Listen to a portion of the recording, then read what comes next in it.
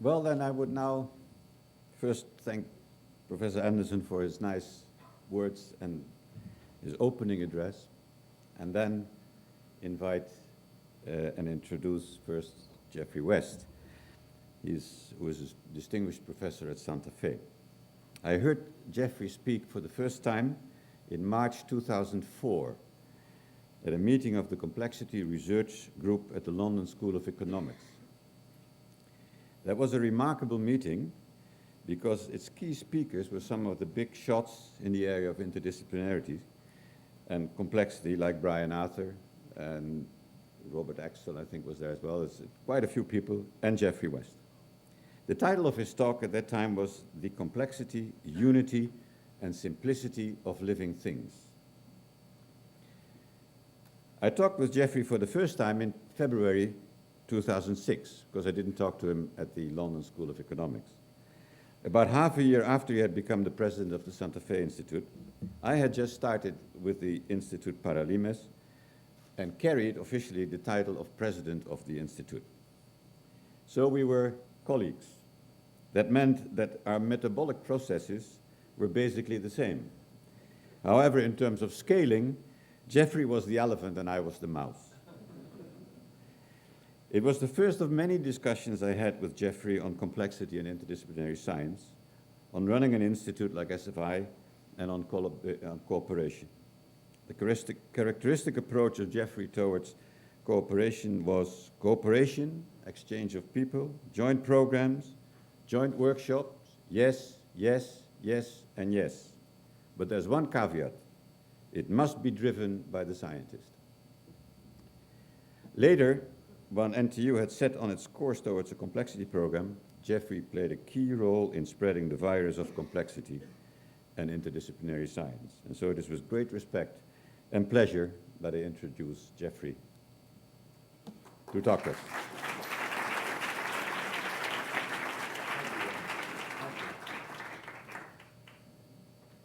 I don't have a mic, right? Take this one.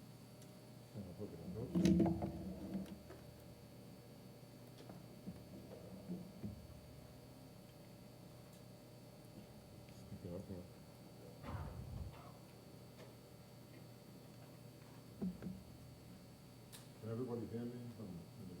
Can everybody hear me? No. Can everybody hear me? I'll try to speak loud. This doesn't seem to be working. It does not work? No.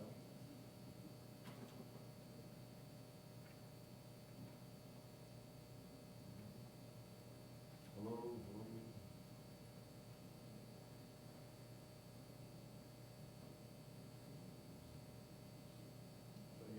Hello? Is that better?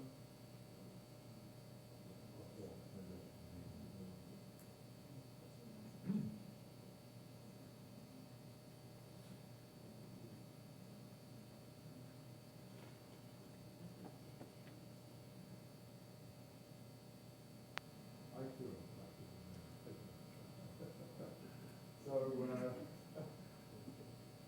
yeah, thank you for the introduction, and it's a great pleasure to be here and to see new faces and be reacquainted with old friends.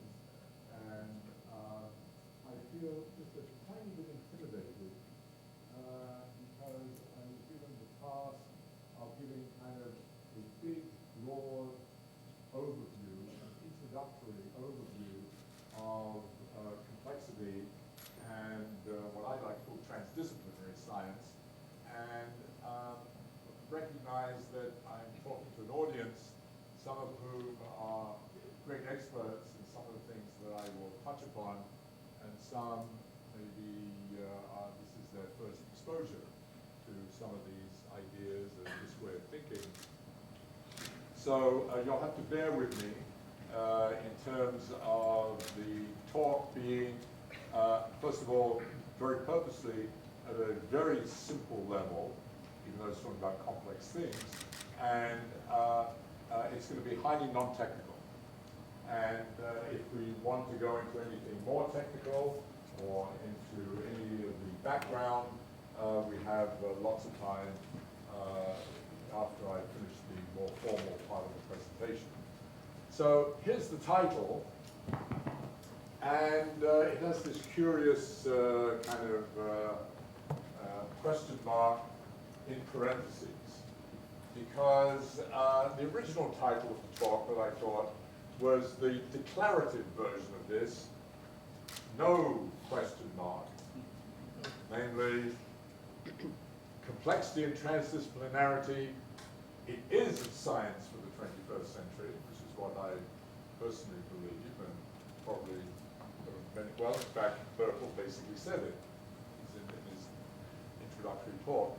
But it's a question. It is a question, and part of that question is to do, can we in fact make it into a serious science? And I'm not going to be able to answer that question, but it is implicit in everything I'm going to say. So I'll begin with this famous quote that I noticed was actually in the book. This famous quote from an interview from the San Jose Mercury in the year 2000, in which Stephen Hawking was asked whether the 21st century was going to be the century of biology, and he said, no, it's actually going to be the century of complexity. So he buys into the declarative version of this. But of course it begs the big question, what the hell do we mean by complexity? And I won't dwell on this too much, but I will talk about it a little bit. But I use something I used, it may have been the first time I talked at NTU about complexity. In fact, I'm pretty sure it is, actually. And it was using this famous quote, he's famous in the United States, by a distinguished member of the United States Supreme Court 40-odd years ago, discussing the problem of pornography. And the problem there was free speech versus the questions of protection of the social fabric. And one of the major questions that the Supreme Court had to discuss was the definition of pornography. And Potter Stewart made this wonderful comment, I shall not today attempt further to define pornography, and perhaps I could never succeed in intelligently doing so, but I know it when I see it. And what I did 2 or 3 years ago when I talked here is okay, so, you know, and many of us believe that. I mean, that's, you know, at least that's the way we behave. We know it when we see it, and many of the examples that we talked about, we recognize it as such. So what I'm going to do to begin this kind of introductory overview is first talk about something else that we recognize, but it's not usually thought of in those terms, and that is simplicity. So this is a system which we're all familiar with, and this is a simple system, meaning the motion of the planets around the sun, or, I don't have my iPhone with me, the fact that, you know, my iPhone works. If I call Bertel, after all, the thing goes up to some satellite and comes back down here right now. And the reason that can all work is that we understand the physics and mathematics of this to an extraordinary degree of accuracy. And in fact, in terms of the motions of the planets, a couple of small caveats maybe, that system we described just by 2 equations. Newton's laws of motion, second law of motion, and Newton's law of gravitation. If you solve those, you solve the motion of satellites. And, you know, there are corrections you have to put in and so on. But basically, this, in a certain sense, defines a simple system. Some very complicated, so it's complicated, it may not be complex, it's complicated in terms of actually solving those equations to get the degree of accuracy we want. But it can be encoded in something extraordinarily simple. The crowning glory of that, of simplicity, which is really the stuff of physics, is one of the great achievements of the second half of the 20th century, the understanding of the interaction of matter with electromagnetism, which is chemistry. It's chemistry, matter, and so on. All encoded in, that's a Lagrangian, we don't go into any technicalities, but encoded in some simple equation giving rise to a methodology and a very complicated but simple, because it can be encoded in a simple equation, complicated algorithms for making calculations. So much so that this theory predicts the strength of the magnetic moment of the electron to more than 12 decimal places. It's one of the great achievements of this calculational endeavor. And this, when compared to experiment, it's one of the most accurate experiments ever done, is the experiment of measuring the magnetic moment of the electron down beyond 12 significant figures. And you can see the agreement is remarkable. So this is the quintessential simplicity. Highly complicated, but encoded in simple equations, but in some paradigmatic way, the idea that you can make calculations to any degree of accuracy. Okay, whoops.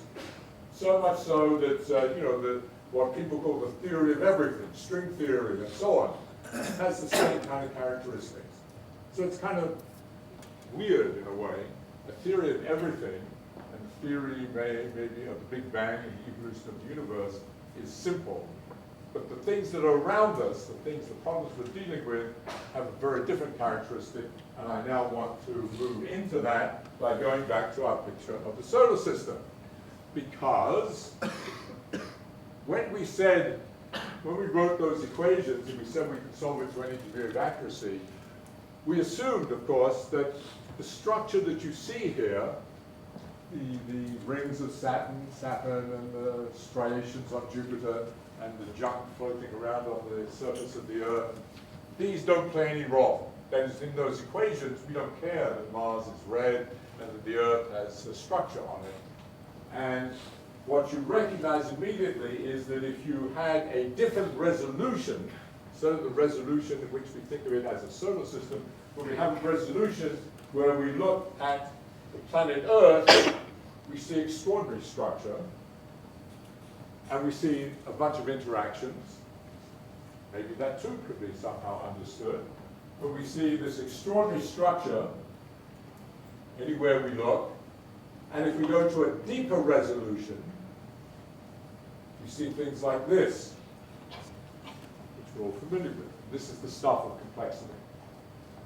This, you cannot write one equation, or two equations, or three equations, or 10 equations, or a million equations to describe everything that's going on in here. Meaning, the entire structure of this forest, its evolution, its growth, the multiple activities that are happening, there we need something else. And I'm going to come back to this because we're going to discuss in what way maybe we can make this into a quantitative science.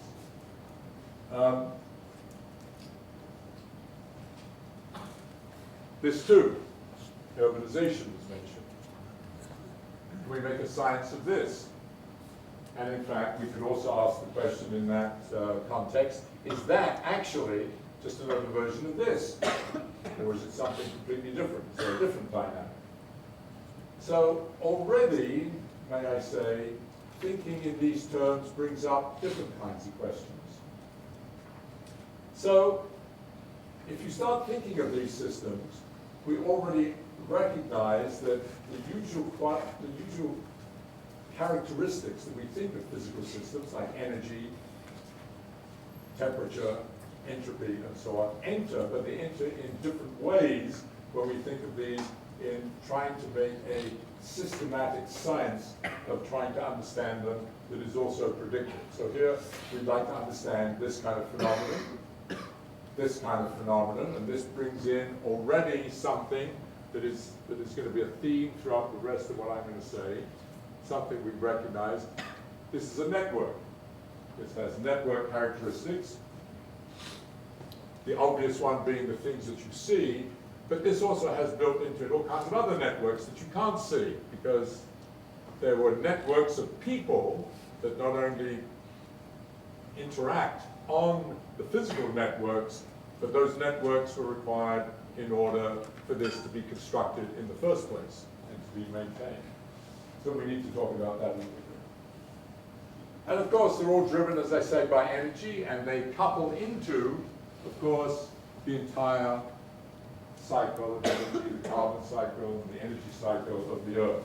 We need to understand that if we understand these systems. So we're getting the sense that these systems also are not independent systems, but are coupled, highly coupled systems.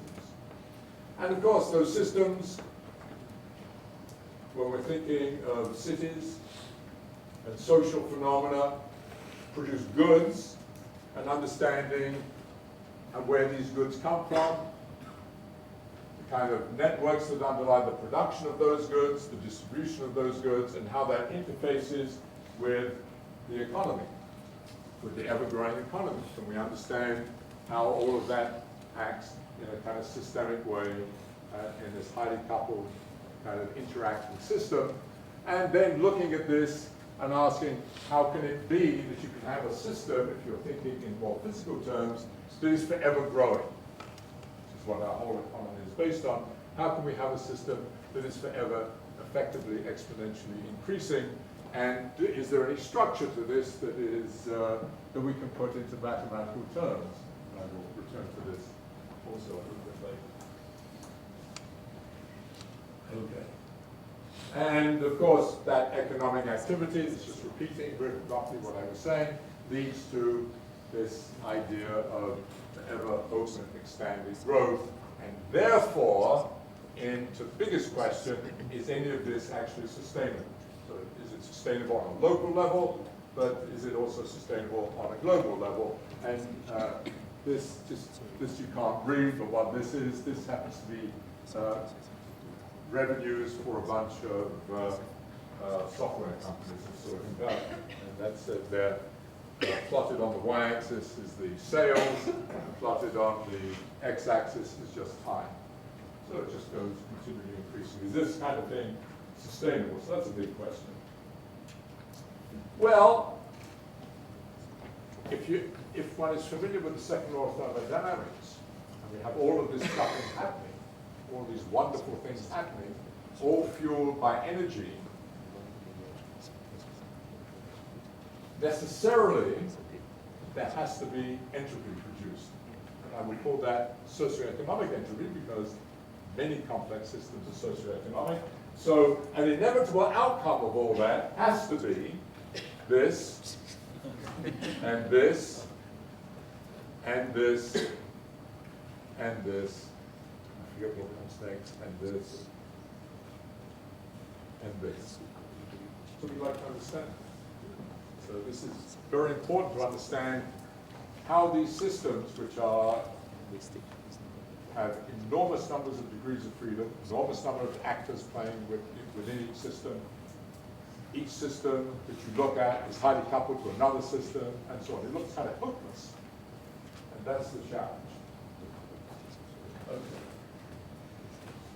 Well, I said one of the hints that maybe we can start to address these questions comes from thinking of them in terms of, first of all, energy supplied like this, which are network systems. Like you and I are, we're network systems, and this is basically another version of, let's see, if I go the right way, this, oops, wrong way. I'm afraid my thing is going, okay, yeah, we'll go backwards. So, question is this as a network similar to this as a network? This, obviously part of the last one, and this, which is the internet. Okay, and you will hear Laszlo is here. I don't know what he's going to talk about, but you have maybe a leading person thinking about network structures and what we can learn from it, and start to address some of these questions. Okay, so these are the kinds of networks I'm actually much more interested in than some of those, really. And it's just, I put this diagram up simply to remind you that you are networks. And in fact, what this is the top thing. There is a genome network. The middle one is the metabolic network. So this is your informational network, if you like. This is your energy network, your metabolism. This is the network inside mitochondria. This is those little engines inside you which produce your energy. There's about 500 to 1,000 of those inside each cell. These are networks within cells. And this is the network, another network to do with information. That's your brain. That's the white gray matter in your brain. And this is you as an integrated whole. And all of this has to be extraordinarily integrated, but we're already seeing a certain commonality. There are networks, and networks are subject to interesting mathematical analysis. Okay. So one of the aspects of these networks, we go back, of these networks is that they have this kind of self-similar property, which we're very familiar with, namely that, just take this one, from here, if we cut here, this network looks like the whole thing. So that's self-similar and that's fractal. And this lovely example, again, I'm sure you're familiar with. There's a cauliflower, so kind of cauliflower, taken at various resolutions. It's just very different resolutions, but it looks the same, basically. You cut off a piece of this, it looks like the thing as a whole, and this photograph is trying to emphasize it. So this fractal-like behavior seems to play a role across many, many dimensions of complex systems. And one of the interesting questions is, what are the principles, the underlying principles that are driving that and leading to that? What kind of optimization, if it is optimization, is taking place that we have these kinds of systems? Well, we've already mentioned the brain, and it was mentioned this morning before me, and the cell. These are obvious complex systems that have these kinds of interesting challenges, and these are, obviously major foci for starting to think about understanding how these systems work and so forth. Now, the origins of complexity, people thinking about complexity, actually predate the more modern focus on, or maybe they're unparalleled in some ways, the more modern focus on socioeconomic and biomedical kinds of questions. And the earliest work is really to do with nonlinear dynamics and questions of turbulence. This is a wonderful picture of the turbulence being created by a small aircraft putting pesticides on crops. But you see these beautiful patterns, beautiful turbulent patterns. And this was this is manifestation of highly nonlinear kinds of behavior. And I wanted to show you, and I've never done this I've never done.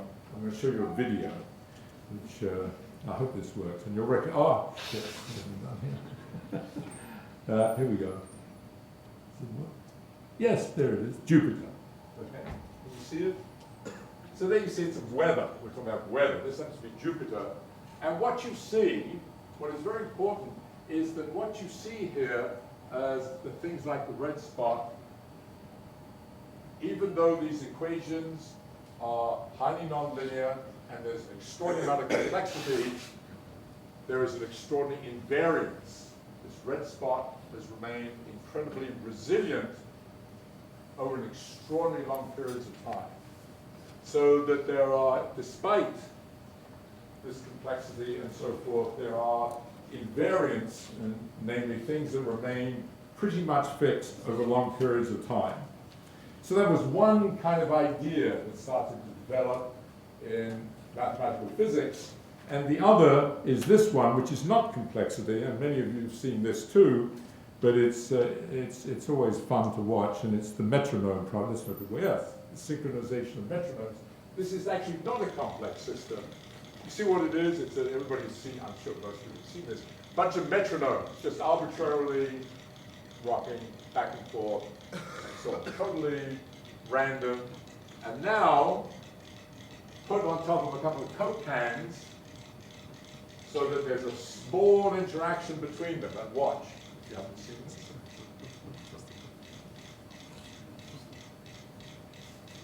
Okay. So suddenly we all vote for George Bush.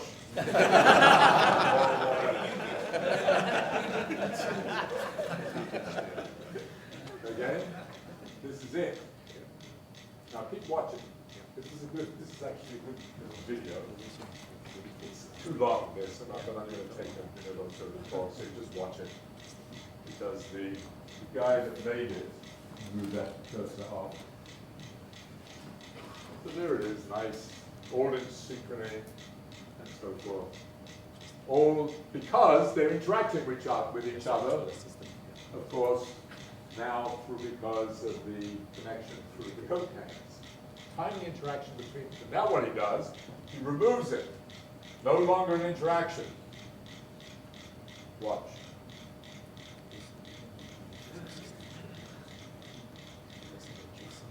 There comes decoherence again. Individuals emerge. I think this will play into Louise's point, I hope, about individuals like this. So no longer do we have a collective motion, we have an individual motion. So this is actually not complexity, but it is a wonderful image and metaphor for the kinds of phenomena we see in complex systems. Okay. So, just to give the first summary, here's just a laundry list of a whole bunch of characteristics of complex systems, and I'm just going to read through them, just so that we're all on the same page. And it's not exhaustive by any means. So there are a huge number of actors, 10 to the 14th cells in the body, 35 million people in Tokyo, huge numbers of individual actors, but there are multiple scales to the problem. Many different scales, both in space and time. So if you look at a city, you can either look at an individual house, you can look at a whole neighborhood, you look at the whole city, but there are different coherent effects, and that last film was an example of trying to illustrate coherence that can occur, coupling that can occur, because these systems typically are strongly coupled. That one wasn't, but they're strongly interrelated, and they are almost always nonlinear. There's a nonlinear reaction to an effect.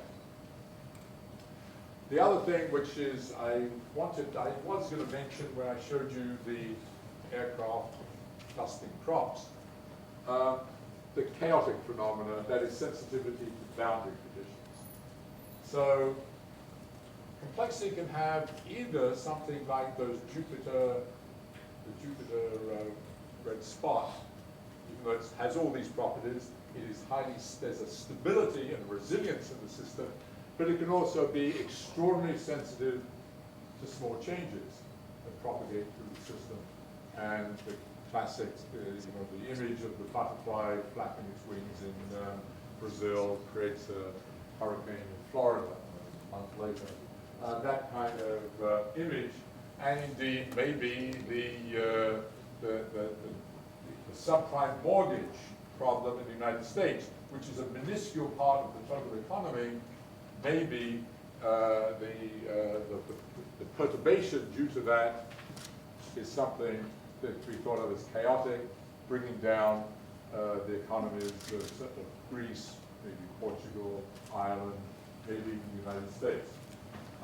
So this is at a minimum, it's a great metaphor, and maybe there is even some serious mathematical framework one can erect for understanding that. These have emergent phenomena, namely, the whole is much more than the sum of its parts. This is classic in all these complex systems, and different phases of the system and so forth. So going to our body, obviously, we are more than just the sum of 10 to the 14th cells, but much, much more. So these emerge as we change scale, and that also leads to this really challenging problem that if we want to understand the system and make predictive statements, we run into problems of unintended consequences intimately related to that chaotic phenomenon. Things that are very difficult, if not sometimes in principle impossible to predict. These systems are typically adaptive and evolving. They are I'll use the word Darwinian, but they are adaptive and evolving, and that in fact also relates very strongly to their potential for being resilient, and that that adaptive evolutionary characteristic, of course, is another way of saying it is that the system now depends upon its history. That is, the way it is now is often historically contingent. If you think of Singapore, Singapore could have ended up being presumably just a small town, a small port as part of what is called Malaysia. If the history of the British Empire, and I don't know enough about it, but obviously could have been different, and various historical events has caused this extraordinary city-state to emerge, but you could have imagined maybe another set of circumstances where it's just been a small port part of another country. So there's historical contingency and path dependence, and something I haven't emphasized, these systems are typically way out of equilibrium like we are. They're not thermodynamic equilibrium. And the two things I want to emphasize at the end here, which I've already implied, and that is for complexity science to be a science, we have to be searching for the potential of underlying simplicity. Is there an underlying simplicity? Or is it just a great big mess, and each problem that you look at has to be dealt with in its own terms? Or are there some transcendent universal principles? So that's the challenge of making a complexity science. And one piece of that, which I have mentioned, is the difference between being complicated and complex. And I think that's the next one. Oh, no, I'll come back to it. So I talked about that in terms of the solar system is very complicated, but it's not complex. So there have been all kinds of ideas floating around, and people have worked very hard on, and there are people in this room that have worked very hard on them and have developed them. We've talked about nonlinear dynamics, which came out of mathematics and physics. But one of the great advances in coming to terms with complex adaptive systems was the tremendous advance in computation. So that was the real change. Prior to that, it was thinking about things like those turbulent phenomena and the coupled pendulums and so on. But the development of powerful computation meant that you could simulate these systems, and the great discovery, which many people have already thought must be true, is that underlying complexity is a potential simplicity, because you could make very, very simple algorithms for a system and let it evolve, and extraordinary complex behaviors would emerge that are quite similar to the ones that we see in the real world in terms of their characteristics. So this gave credence to the idea that, gee whiz, underlying these what looks like a complete mess actually are very simple rules of work from these simulations, and our job as scientists is to reveal those rules or principles and then start to put together a serious science of complexity that can be applied across a broad spectrum of problems. And that does bring up the question, is there such a theory? Is there kind of a universal theory of complexity, like there is a universal theory of thermodynamics, system mechanics, and information? Namely, if you recall, thermodynamics came about originally, people trying to understand steam engines, how engines worked, and how could you make the most efficient engine. And out of that came Clausius and ultimately the second law of thermodynamics and so forth. And so the question is there anything analogous to that in terms of a theory of complexity? My own, whatever it's worth, I don't think so. But I did write down, just to remind you, I'm not sure this is very meaningful, but I wrote down, just to remind you, the second law of thermodynamics and its relationship to underlying statistical mechanics through the famous formula P log P, and the transition of that to information theory, which I'm not going to talk about very much, but I would say one of the truly major challenges of 21st century science, and very much as part of the rubric of complexity, is to come to terms with the interface and integration of energy and resources, in biological terms, metabolism, with information, in biological terms, genomics. That is, how in all these systems does the energy networks and informational networks interface and integrate. Just an editorial comment. One of the big problems, to my mind, in biomedicine is that this totally dominates the thinking, and that's dangerous. And in fact, it was obviously ridiculous, the idea that the human genome, this is editorial, the human genome, discovering everything about the human genome would solve all diseases. This was ludicrous ab initio, but it was stated, and there are still a few people that might even believe it. Why?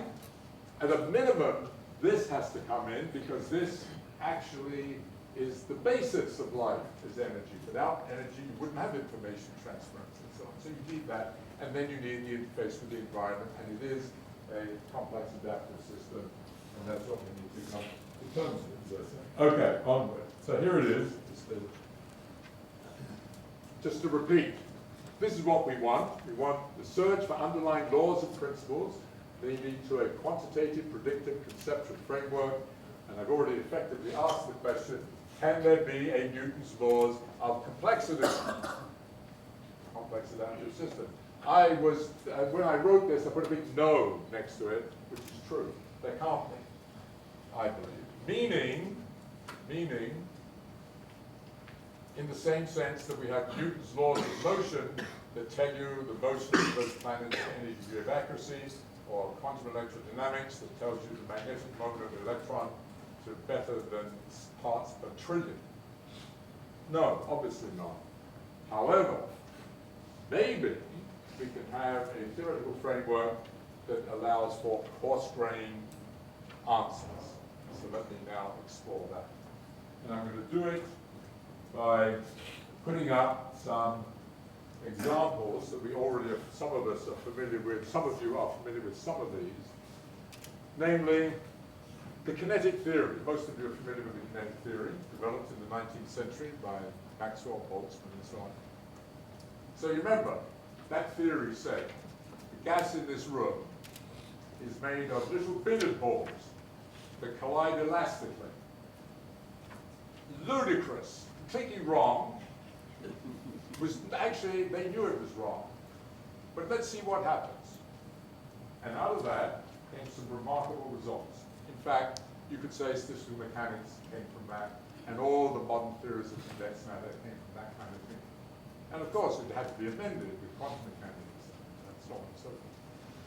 But it was a coarse-grained theory because it gave rise to understand the ideal gas law. It made the extraordinary prediction, which Maxwell was vilified, that the viscosity of a gas is independent of its pressure. Totally non-intuitive, turned out to be right. And incidentally, Maxwell did the experiment, so everybody thought it was ridiculous, it couldn't be right. The quark model of elementary particles, your quarks, these little elementary particles that just buzz around and so on, was wrong, but it gave rise to extraordinary progress, and ultimately to a complete theory, quantum thermodynamics, which is a real theory integrating strong interactions, exponentialism, and relativity, and so on. So these are examples we've had in terms of a way of starting to think about these and willing to take a risk in making some big assumptions in order to start to develop a serious theory. Okay, just as in physics, that is typically called a toy model, and the word toy there is in no way pejorative, quite the contrary. So the one that I got interested in is the last one, longevity. Why is it that I can whimsically say with absolute certainty that everybody in this room will be dead in 100 years. Okay. That's a prediction, it's a quantitative prediction. Where in the hell does that number come from? So that's the kind of question. So understanding aging, which is biologically a fascinating problem of itself, but is a crucial problem for human beings to understand. It's important just in general, but it's very important to understand the process of aging and its relationship to disease and decrepitude and mortality. So I'm just going to flash on 2 or 3 questions in this spirit to stimulate the kinds of things that have stimulated my own thinking, and one can take these into any area, of course. So there is it, that's what I just said. Why do we live a lot of 100 years? Why is it 100 years, not 1,000 years or 6 months? And how come a mouse, which is the same stuff, first approximate, is identical? This piece here, look, this thing here could have been a mouse, but it would have been dead 68 years ago. So how come? What's going on there?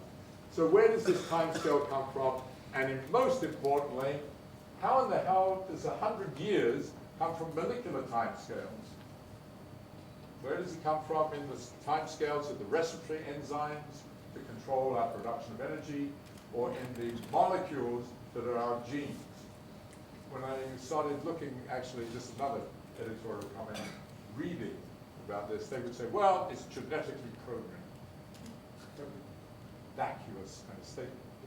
Well, not title, but it's vacuous in terms of being predicted. You have a theory. So where is it? Those are genes and molecules. They have molecular time scales.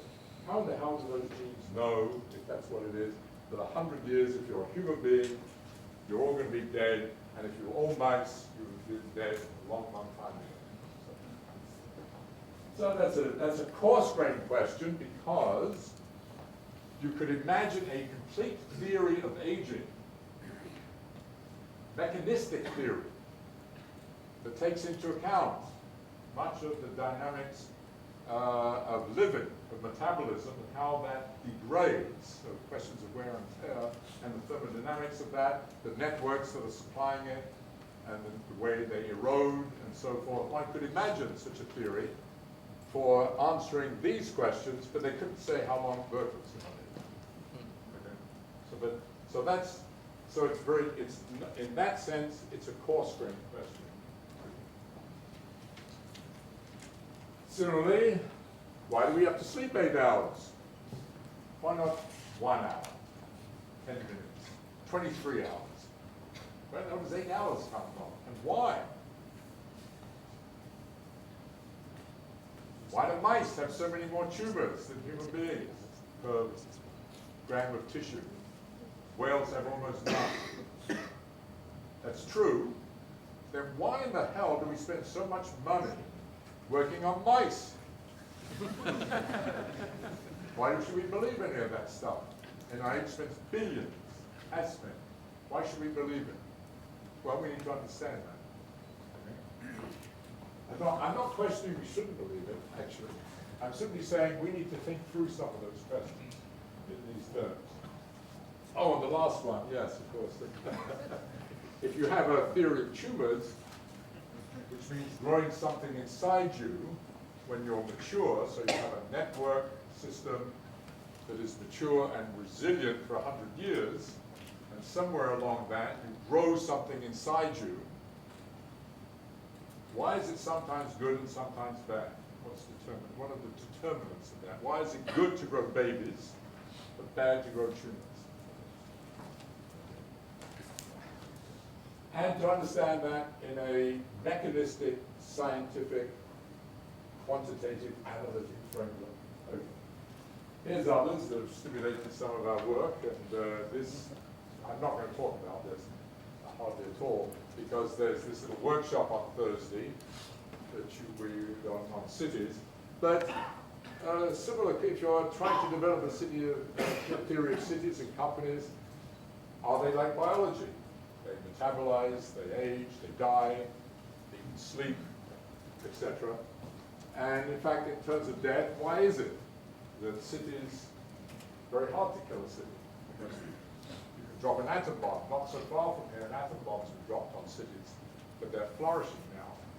You drop an atom bomb on Microsoft, I doubt that it will be in existence for much longer. But in fact, if I had time, I would show you the mortality curve. Businesses all die, all companies die. So a serious theory, if you had a theory, if there is such a theory, of the complex adaptive system called companies, might be able to predict when Google and Microsoft are going to go bust. So, I'm going to finish off soon. What I'm going to do, one of the things that I talked to Jan about was this kind of simple elementary talk, but then talk a teeny bit about the Santa Fe Institute. But I'm going to show you this actually, no, I'm not going to show you, I'm going to miss this out. I'm going to go, I will say this only about going back to this picture. So some of the work that some of us have been involved in was in fact taking this way of thinking to this very system I showed earlier and developing a theory which is actually based on some of the things I talked about, thinking of each tree as a network, the whole system as a network, the flows and the underlying principles that are constraining that system, and put it into mathematical terms, and to be able to answer how many trees are there of this size, how much energy is flowing in each branch, how many leaves does each branch have, how big is the canopy, etc. And developing that theory, and I think the next slide, yes, I showed this one because it's next door, namely, this is the prediction, one of the predictions out of a theory of this complex adaptive system, and doing the complicated mathematics leads to a very simple prediction that the number of trees of a given size just goes inversely as the square of the diameter of the tree trunk. It's very simple. And here's data from a couple of, from Malaysian forests up the road here, and we have lots of data from around the world. This law is valid across the globe, all forests we've looked at. But you notice here, it's also valid over time, that this is a tropical rainforest, and the individual, in 1947, there were different individuals in 1981, but it satisfies the same rule. And in fact, this is not the place to show you any more data than this, other than one other thing I will show you, which is taking that, and now we're getting a little bit impinging on the practical, and asking the question, if we take that, and we couple it into the environment, how much energy is needed, how much energy is coming in from the sun, how much rain is falling, what is the ambient temperature.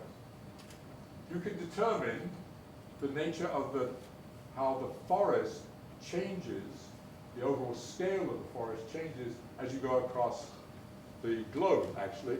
And here we did it for the United States, and I forget which is which, but one of these is the prediction of the tallest tree at that spot in the United States, and the other one is the data. So you see it's pretty good. And this is very important in terms of questions of global warming and changes in the environment. Okay.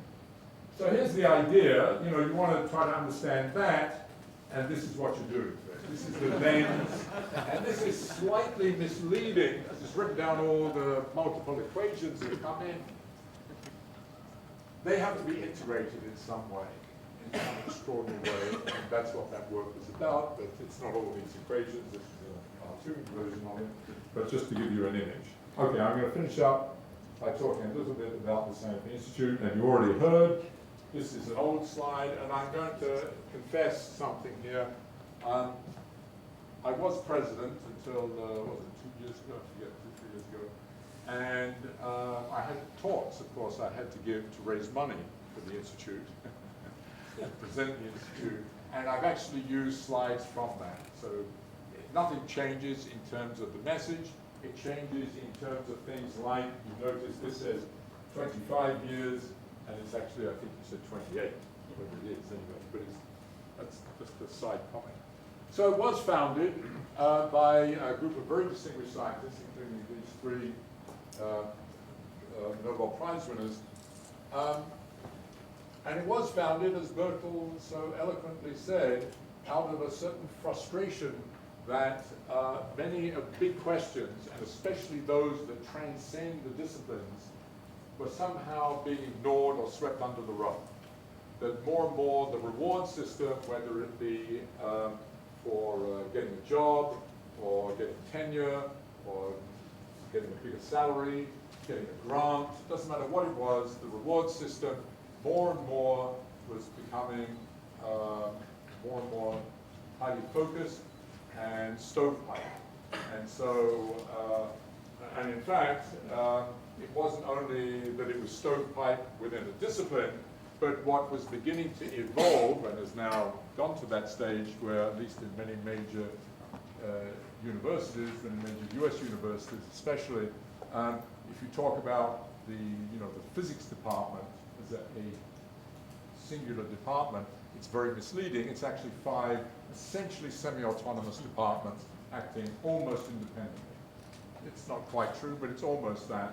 And so this is a very serious problem in terms of both the psychology of young people, especially interested in bigger questions that transcend the narrow boundaries of their sub-discipline. But I think it actually has a urgency and a bit of a crisis aspect to it in terms of the multiple questions we have to face as a society, both either locally or globally, in terms of environment, health, crime, finance, risk, and so forth. All of these questions we have to come to terms with as complex adaptive systems, and systemically as a complete complex adaptive system.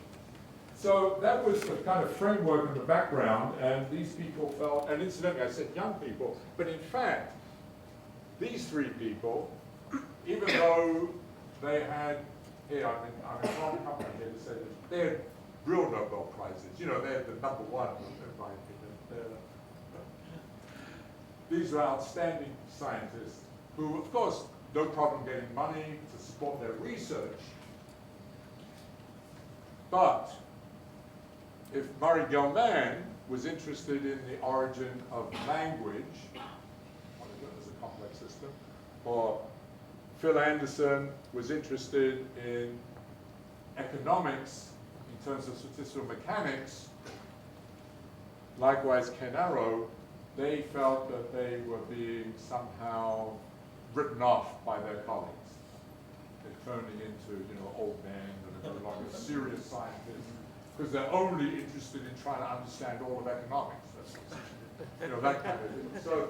So this was a serious issue, and they felt there needed to be one place on the academic landscape where the opposite was true. That instead of things being stovepipe, it needed to be a place where scholars came together with different backgrounds, different ideas, more speculative maybe, but wanting to bridge the divides between disciplines and bring their techniques, way of thinking, their paradigms to it together in a collegial fashion. And they founded the Santa Fe Institute as an experiment. And I would say it's been an ongoing experiment since then that I would say by almost any standards has been a success, but it's still an experiment, I would say. And I'm just going to say, I've put this up because this is the first serious program, major program. And Brian joined it. You probably were already part of this at the time. I ran it. That Yeah, you managed it exactly. So, and this is from Science magazine, 1989. And the reason I'm showing you, and what it was this combination of physicist and economist was the idea. And Science wrote it up in a curious way. They said, an unlikely liaison, first of all. They talked about it as an unusual collaboration. Although the project may seem somewhat quixotic and so on, because it was so unusual at the time. It was so, and of course, the outcome of this, regardless of what impact it's had on economics, has brought together these fields, and for good or bad, has brought mathematics and physics onto Wall Street. a certain sense. This is, I would say, is really the germ that created that. But it's extraordinary, but it did set the tone for this kind of collaborative effort and people reaching across. Okay, so here's the structure of the Stanford Institute. You've got to remember, and I think if there's a discussion afterwards, the major issue for taking these ideas is now, it's what I'm going to be talking about now, because the Santa Fe Institute was set up outside of the universities. It was part of the university system, it was part of the academic landscape, but it was not part of another institution. They made this extraordinarily bold move of making it independent and with it not under the umbrella of something else. And in fact, as I understand it at the beginning, it was very natural, and in fact there was a lot of talk of making it part of the University of California, because a lot of this came out of Los Alamos, and that would have been very simple, very easy. And I think they had some extraordinary foresight, and this is the big warning sign here, that if you become part of a university, especially at that time when it was new, it would be great the first 2 or 3 years, and then it would regress, in quotes, being just like every other part of the university, and you lose the goose that lays the golden egg. So they made this very strong, bold move that it will be independent. And that meant the question which I will talk about in a moment about how does it get supported that way, and indeed what is the best structure. So the structure that has evolved, and this has been discussed many times by the SFI community, is the size of it. And this represents a size, it's now smaller than this, and it's smaller than this because of the 2008 market crash. That our funding, and I'll talk about the funding in a second, became, we had to retract, and so the numbers are now down from this, but it gives you a sense of scale. So here it is. It has maybe the order of 15 resident faculty, half of which are actually only there half of the time, maybe. It has, we try to have a large number of postdocs. We have lots of visitors. There's a huge flux of visitors, there's lots of talks. There were the numbers that this number represent at that time was between 300 and 400 visitors a year of different kinds. There were lots of working groups. There were lots of workshops. We do actually less workshops now. And we've had quite a big impact. But one of the most important things is the thing of the number at the top of about 100 external faculty. And some of the people here, there's a big part of the SFI. It's very interesting. Steve Lansing and Brian Arthur, who will talk here, both were at one stage resident faculty. No, you weren't resident. You were sabbatical for a year. Sander was sabbatical. But all three there, and maybe others, are external faculty.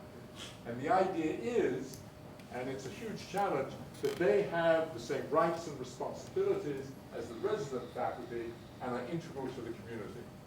And getting that to work is a continuous challenge. Okay, let me move on with this quickly. So there's just the saying, I'll skip this. This is just putting it as a laundry list of numbers. So it has been recognized as the birthplace of this kind of work, both in many, many places. And I'm going to, I took some slides to toot our horn. And part of this, so I'm going to show you some very nice things that have been said about the Stanford Institute. Part of this is because I'm proud of the Stanford Institute and I love it.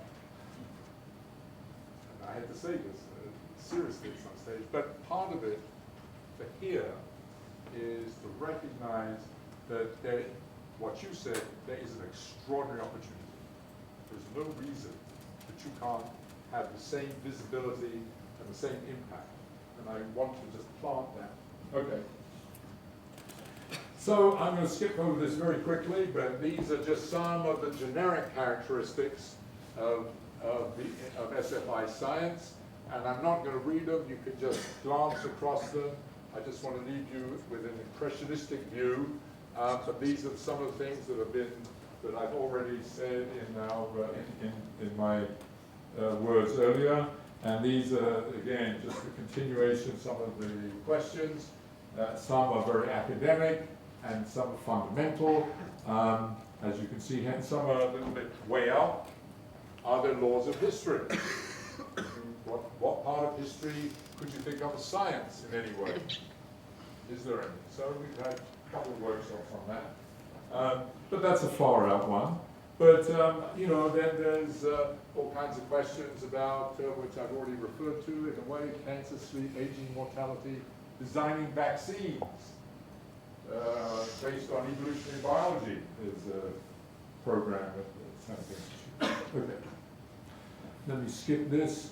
Lots of different collaborations among different kinds of people, physicists and economists, which we mentioned, but biologists, chemists, and so forth. So it's bringing them all together, paleobiologists, biologists, and physicists on ideas of innovation, so we get to develop the science of innovation, something that Brian has been very heavily involved in, and so on. So I'm not going to, as I say, I'm not going to dwell on these, I'm just flashing them on to give you some sense of the breadth and of some of the programs and things that are going on. I'm going to skip these. Again, this is just from the multiple publications that have come from it, again, to just give you this impressionistic view. This is a big program, The Origins of Human Altruism, its relationship to evolutionary biology and natural selection. This was work on it was called Culture Crash, again, because of the economists and physicists working together, but trying to understand crashes. And here was some work by one of our external faculty, John Rundle, on taking ideas of earthquakes into market crashes. Is there some, can you use some of the ideas of the mathematics developed there to understand market crashes and so on, origins of life and so on.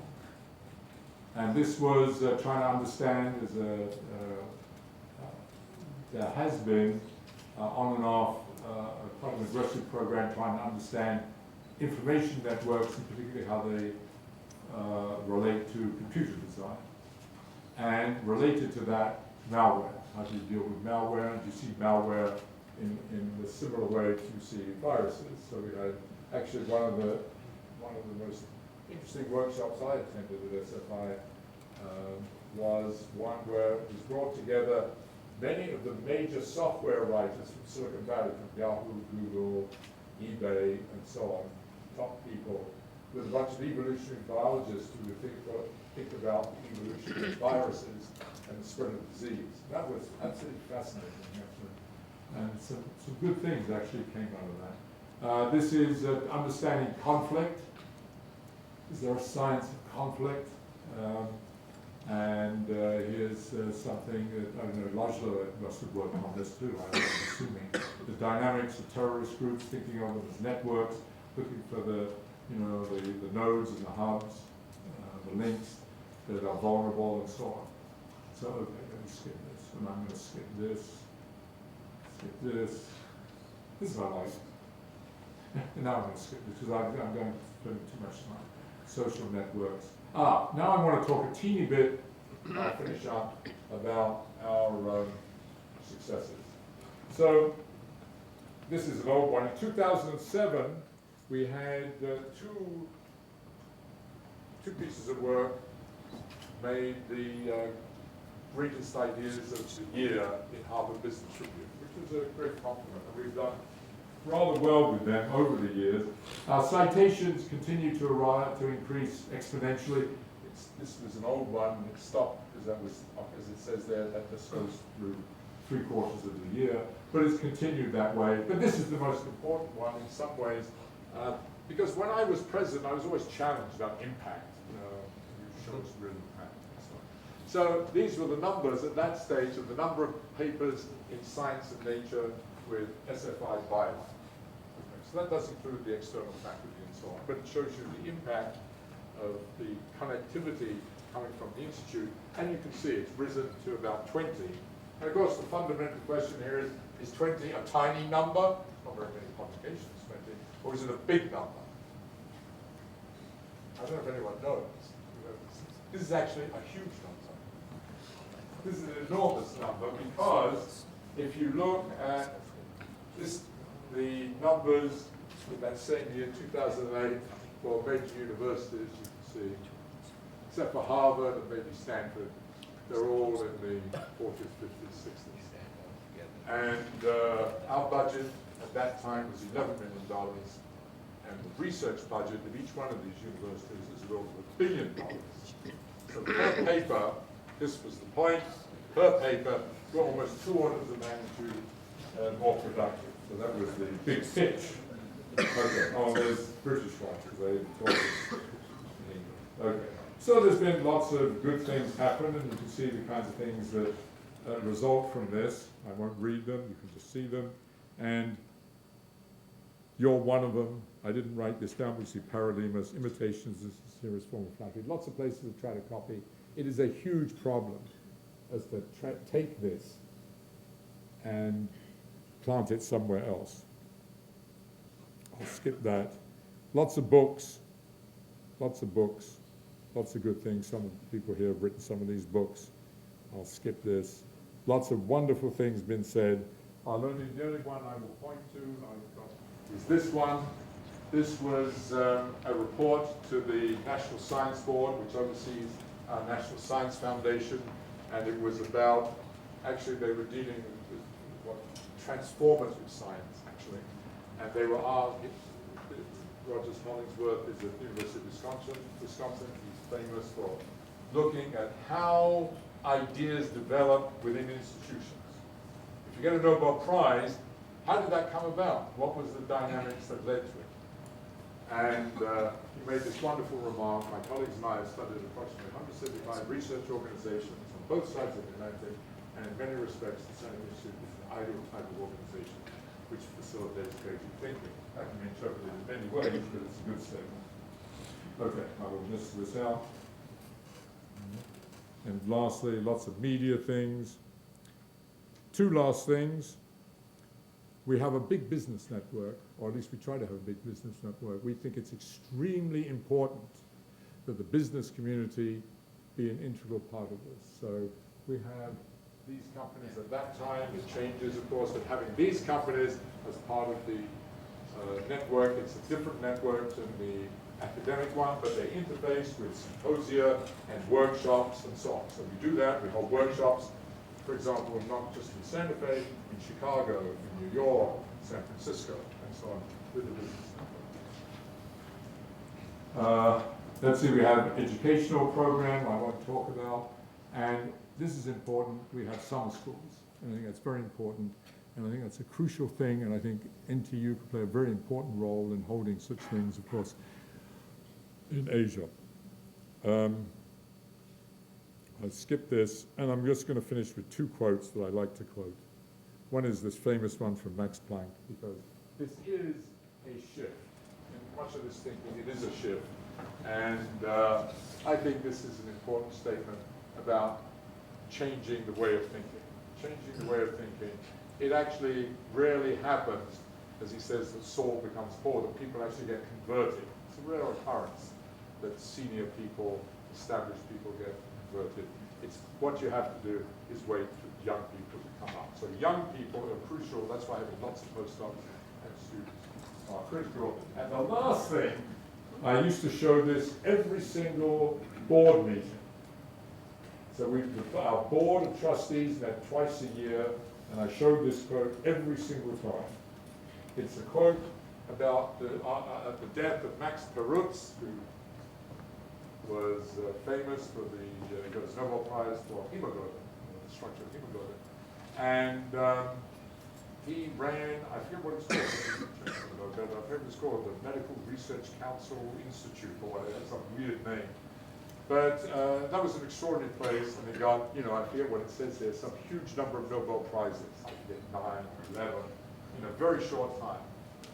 And here's what I want to read to you, because you probably can't read it. Impishly, whenever he was asked whether there are simple guidelines on which to organize research, So the highly creative, meaning produced lots of Nobel Prizes, he would say, remember, impishly, he would say, no politics, no committees, no reports, no referees, no interviews, just gifted, highly motivated people picked by a few men of good judgment.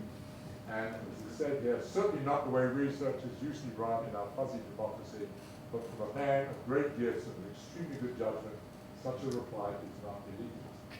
So I show this because, not that you could do this, and I'm sure he can actually do it quite this way, but it is that, and I think to do a lot of this work, you need a highly enlightened leadership. And one of the things that attracted me to NTU, may I say, was first of all Guanyin. I'd not say he would quite ascribe to this, but, and then Berkel. I think both are extraordinary in terms of their leadership qualities in recognizing some of the things that are said here. So it is the spirit of that, getting something going, setting it up, finding good people, and really giving them the resources and impetus to carry it out. And the time is very ripe globally, and it's particularly ripe within Asia for something like this. So I apologize when I'm way too long.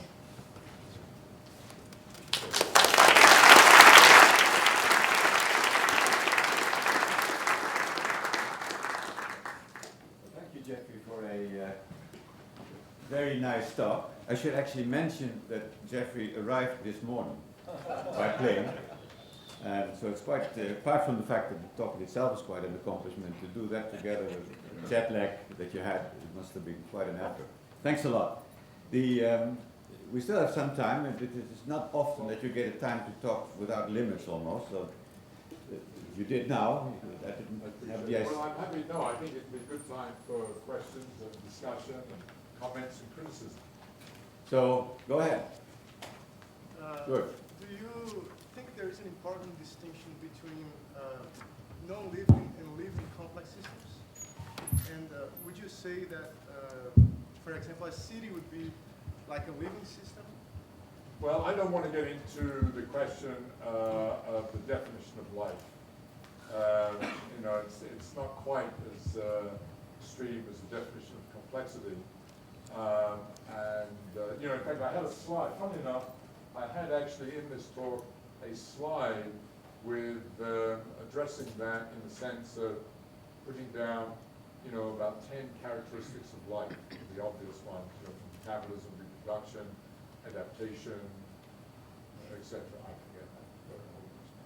Well, yeah, so, you know, a city in that sense is a living system. After all, a city is part of biology, came out of biology, which is like an anthill is in a certain sense part of biology, and I think a city is. But, and a city, because a city, what is implied in that question, if we're bringing up cities, what is implied in it is that cities are physical, just bricks and mortar and so on. But they're not. I mean, that's just the skeleton where the real aspect of the city is, namely what's going on here, us interacting and talking, trying to get ideas, innovating, dealing with problems, and so on. It's the people interacting in the socioeconomic aspect, which is kind of a virtual thing that is interplayed over the city, and that is one of the, so the city in that sense is a living system, and that also highlights this thing I put up on when we were talking about could there be a theory of complexity, that the challenge in those terms, in those kind of big fundamental terms, is the interface between the physicality of the system, which of course is energy, metabolism, second law, and so on, versus, or integrated with, the information that is being exchanged in order to, that gets expressed by ideas and you know, the evolution of economies and social behavior and so on. So that's kind of roundabout way. I haven't really answered your question, but that's my view. Hello, Professor. Please use the microphone. Okay. Hi, Professor West. I'm from a group in the Philippines, a complex systems group under the National Institute of Physics from the Philippines. I would like to hear your view on the title of the conference, actually, More is Different. When do you think is many sufficient to be referred to as more? And whether there is a limiting value to this many such that if it becomes too large, the emergent property of a complex systems becomes suppressed. Because there's a very interesting idea about the concept of limiting value. We know in relativity that because of the limitation of the speed of light, it forces the time and space to be coupled somehow. And in the second part, more is different. What is the meaning of the word different in your opinion? You mentioned the whole is more than the sum of its parts, but can it be lesser than the sum of its parts?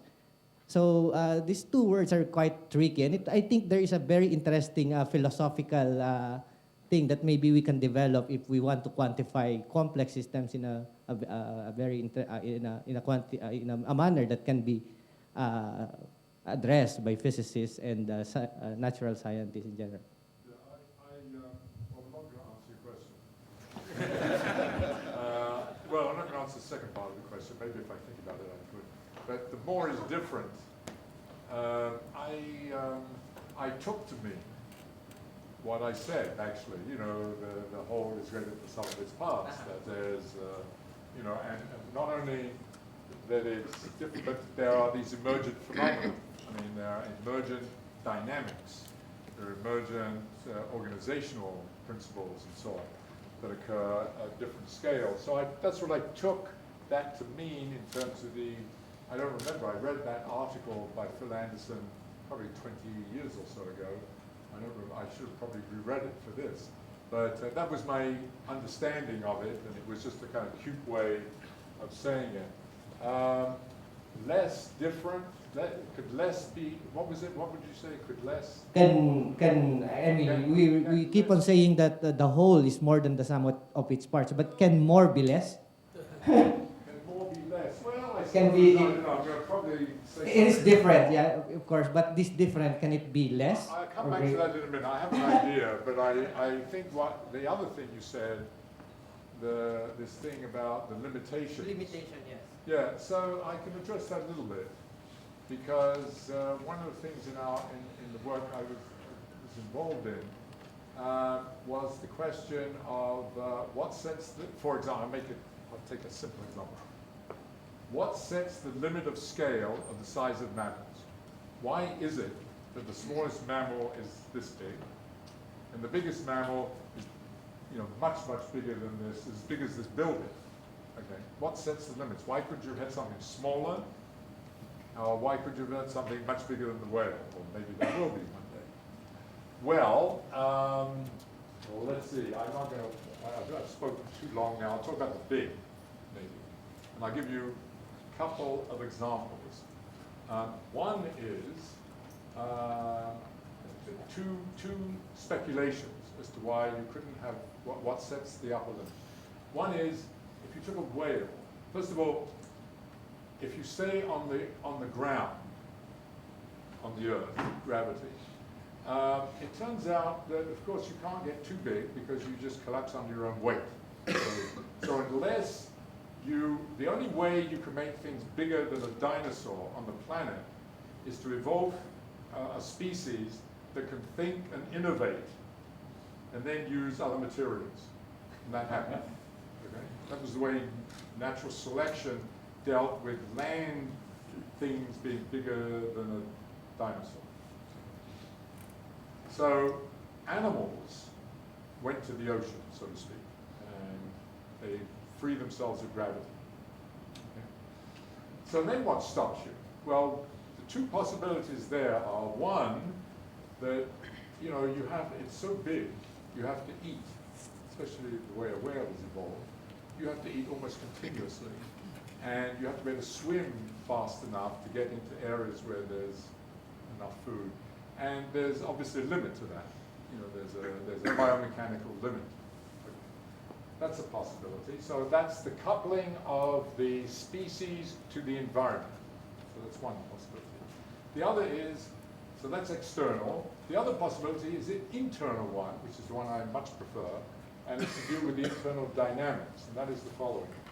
That the animal, the mammal, is sustained entirely by networks, by energy, metabolites, and so forth, information, everything is sustained by networks.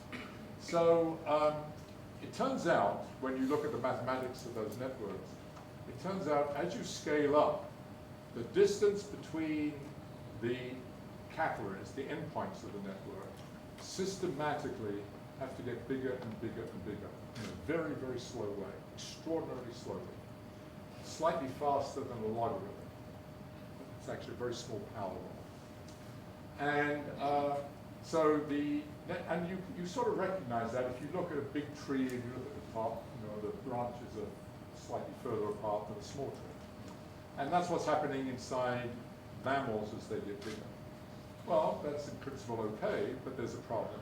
As you get further and further apart, you have to fill that space with cells that have to be fed. And it turns out you can't diffuse enough oxygen across more than about 2 cells. So there's a limit. You can't make this so far apart that you have 10 cells in between.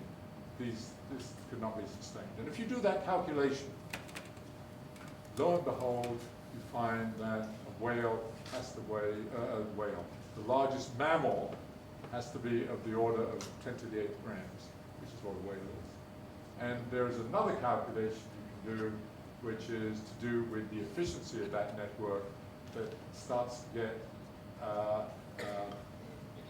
starts to decrease tremendously as you get too small, and that's because, and I will take 1 minute to say this, the wonder of us, of our system, our circuitry system, is that our tubes are big enough so that when blood goes down them and they hit a branch point, the wave, it's a wave, the wave goes down down one tube and then down the other, and of course if it's an arbitrary network it just reflects back too. Our tubing, our system, has evolved so that the size of those tubes, the relationship of the daughter tubes to the parent tube, is such that there is no reflection. That's classic impedance matching, which sends electricity across the countries. And that's how we've evolved. And it says the cross-section of the parent is the sum of the cross-sections of the daughter. And that's fantastic. And that's how all mammals operate in terms of their circuitry system. Now there's the problem. As you get smaller, those tubes, each tube gets smaller and smaller, and in particular your aorta gets so small that when your heart pumps, viscosity stops the pulse from transmitting down. Okay? So you don't have any longer a pulse. So it would be as if you had evolved or designed an animal that has a beating heart but no pulse. And it turns out, in that case, what you are doing is dissipating energy in every tube of your network, rather than what we do is we don't dissipate it until we get near the end of the network. It's an extraordinarily cleverly evolved system. And if you calculate, when you turn over, how small can you get before you've lost this pulsatile phenomenon? It turns out to be 2 grams, which is the weight. 2 grams, size of the shore. So, there are limits, but you have to work them out. It's not just as you do in relativity. You have to actually work it out. It's not a priori obvious. It is not a priori obvious that if you say the speed of light is a constant, that, that says there's a limit to how far something can go, but it doesn't say anything about masses and other characteristics. So you have to work it out. I'm not sure I've answered the question. It's kind of fun. Okay. Well, it depends a little bit on the length of your answer, Geoffrey, how many more questions we can take. But I would say we have about 5 more minutes for some more questions, and so who can I... I can see people. So, Geoffrey, two brief observations. You had the SFI Business Network up there. Having been involved in its founding, I urge the organizers here to do something similar, engage the business community of Singapore. I may be the only business person in the room, I'm not sure. But you skipped one slide which points to why that's actually a very important point. And that is your slide of an airplane components. And I'm an aeronautical engineer. And we are about to face a catastrophic, classic complexity catastrophe with the A380, an airplane designed on a computer, designed with materials that we don't understand very well, and the network of forces on that internal to that airplane are already producing cracks in the wings, which will soon make that airplane unflyable and will be an enormous business disaster. And you can predict the collapse of Airbus. And the end of the A380 coming fairly soon. The cracks have already started, and it may not be fixable because of the network of forces are not well understood. Us aeronautical engineers understood how to work in steel and aluminum by rules of thumb and breaking a lot of airplanes. We broke a lot before we figured that out. You couldn't break an A380. Unfortunately, during the tests, it broke at 1.2 load, and it's already experiencing 1.5 load. As a result, I wouldn't fly the A380, and Singapore Airlines may have a big disaster emerging in its hands. But these issues are practical, not merely abstract. Absolutely, and that's why I had this slide up there. It was exactly that, so I'm very glad that you brought it up. Let me just, I'll take just 2 minutes quickly to answer this. I'm not answering, I'm agreeing with it. So in addition to all of that, what I was going to say, or some version of that, this is not the A380, this is the Boeing Dreamliner 787. 2 engines, not 4, big difference. But here's the point I was going to make here, which is speculation. And we've talked to Boeing, Luis and I have some sort of collaboration going with them, and they do support some of this work. And probably, I don't know, I may be in trouble for saying this, because they've said it, some of them. So here's a speculation, you know, and it just provides, again, a way of thinking that is worth pursuing, I think, if you're a company like Boeing. So this is the Boeing 787, and it was the first plane that they built. First of all, it had, just as Peter said, like the 380, it had different engineering, different materials, and so forth. I won't go into that. But part of that meant that what they did is they globalized. And as you look at this, you can see where each piece is being built. And if you notice that only one piece is actually built in the state of Washington, which is where Boeing is, even though they assemble it there, which is not part of their long tradition. Their long tradition had been much of it to be much more centralized over the years. The other thing they did in terms of their business was to make each one of these companies, or at least the part of it that was dealing with this, kind of semi-autonomous. So it wasn't a subsidiary of Boeing, it was kind of semi-autonomous. And so what they had not realized, so put it in the language I introduced the talk in, Boeing, with all due respect to Airbus, are the greatest engineers in the world. They are the great practitioners of simplicity. Okay? Namely, they know how to build this. There is a book somewhere, actually I'm told there are 2 books, that tell you how to build this plane. What does that mean? That means I could take those books and give it to Guan Ying, and in principle, he could build this plane. In principle, because it's a formulae in some way. I'm simplifying a little bit, but that's what it is. So what they had done, in addition to that, they had created this extraordinary network of semi-autonomous entities that were feeding into making this all over the world. Look, there's Nagoya, Japan, Wichita, Kansas, Derby, United Kingdom, and so on, all coming together. Well, they hadn't realized that they had created a complex, potentially adaptive, evolving system with all of the problems, in principle even chaotic phenomena, I suppose, but all the potential problems of a complex system, not realizing that small effects somewhere here can have big effects elsewhere. And here's the result, which you you emphasize the business network part of it. Luis, you can correct me if I get my numbers wrong. When they built the plane, they needed to build, I think it was of the order of 300 to get a profit. After 300, you make a profit. They had orders of the order of 800, so it'd be great. 1 year delay, that number went from 300 to 600. Every delay has caused it to go further. Now, where it is now, and I know this because they not only have they told me, and I'm not breaking confidences, it was published in the Seattle Times. They now need to make 1,200 of these planes.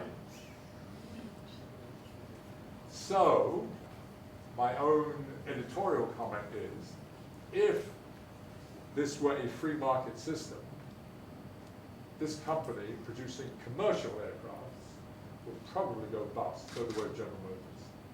Probably. So it's got huge business, you're exactly right. It has huge potential business implications.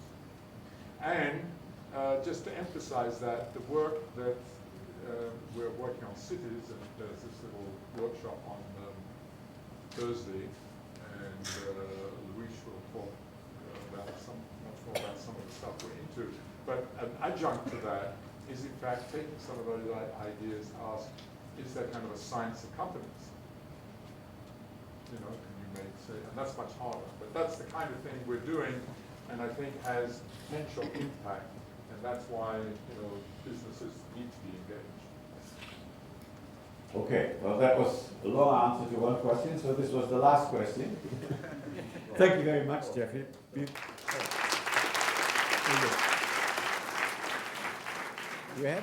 We have a little token of appreciation. Is it's difficult to predict the future. This may help.